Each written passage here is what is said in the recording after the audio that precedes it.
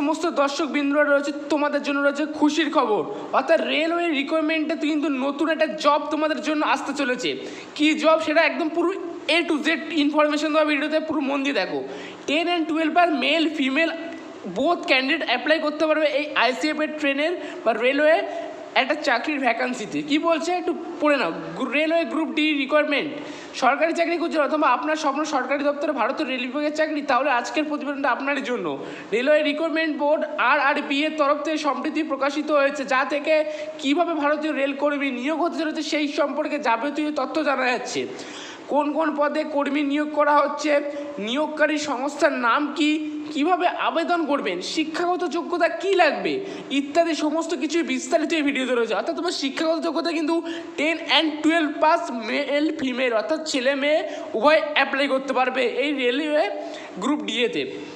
Railway group D requirement 2024 সম্প্রতি railway recruitment board বা RRBর তরফ থেকে প্রকাশিত করা হয়েছে রেল বিভাগের কর্মী নিয়োগের বার্ষিক ক্যালেন্ডার। 2024-25 অর্থবর্ষে ভারতীয় রেল বিভাগে কীভাবে চাকরি প্রার্থীদের নিয়োগ করা হবে এবং কোন কোন পদে নিয়োগ করা হবে ইত্যাদি সম্পর্কে একটি তালিকা প্রকাশ করা হয়েছে।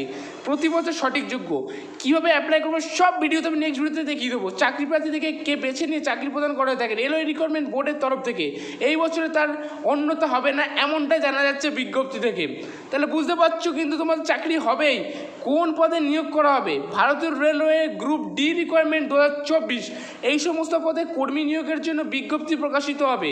Station master, senior clerk cum typist, senior commercial cum typist, junior engineering paramedical staff, staff and welfare inspector, junior সেন্টো, junior translator, junior time keeper, safety cadre, senior publicity inspector. অর্থাৎ গ্রুপ ডি এর মধ্যে এগুলো ভাগ। এগুলো কিন্তু ইতিমধ্যেই 1 মাসের মধ্যেই তোমাদের মোটামুটি ভ্যাকান্সি চালু হয়ে যাবে। মোটামুটি মোট ভ্যাকান্সি কতগুলো থাকছে 2023-24 অর্থবর্ষে এই কর্মী নিয়োগের ওপর গুরুত্ব দেওয়া হচ্ছে RRBর তরফ থেকে।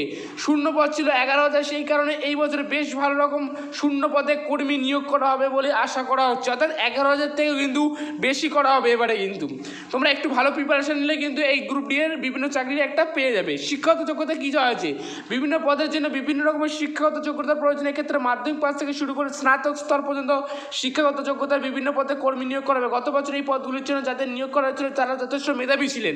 অবশ্যই তোমাকে কিন্তু একটা মেধাবী ছাত্র হতে হবে, কিন্তু সব বিষয় সম্বন্ধে তোমার জ্ঞান। রেলওয়ে আবেদন করার পদ্ধতি আর হচ্ছে পদগুলো আবেদনের জন্য সম্পূর্ণ অনলাইন পদ্ধতিতে ফর্ম ফিল আপ করতে হবে। চাকরি প্রার্থীকে সম্পূর্ণ ফর্ম সঠিক তুলে পূরণ করে নির্ধারিত আবেদন মূল্য জমা করে আবেদন শেষ করতে হবে। এর পাশাপাশি ফর্মের সাথে আপলোড করতে হবে প্রয়োজনীয় ডকুমেন্টস। নিয়োগ পদ্ধতি কী হবে, অনলাইনের মাধ্যমে পরীক্ষা এবং ইন্টারভিউর মাধ্যমে চাকরি প্রার্থীদের নিয়োগ হতে হবে।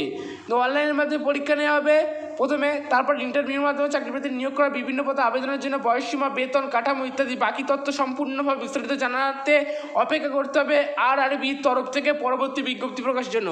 অর্থাৎ RRB রেল রিকোয়ারমেন্ট কিন্তু পরবর্তী বিজ্ঞপ্তি জানিয়ে দেবে তোমাদের কত মাইনে। ঠিক আছে, কিছু দিনের মধ্যেই কিন্তু এই নোটিশটা প্রকাশিত হচ্ছে।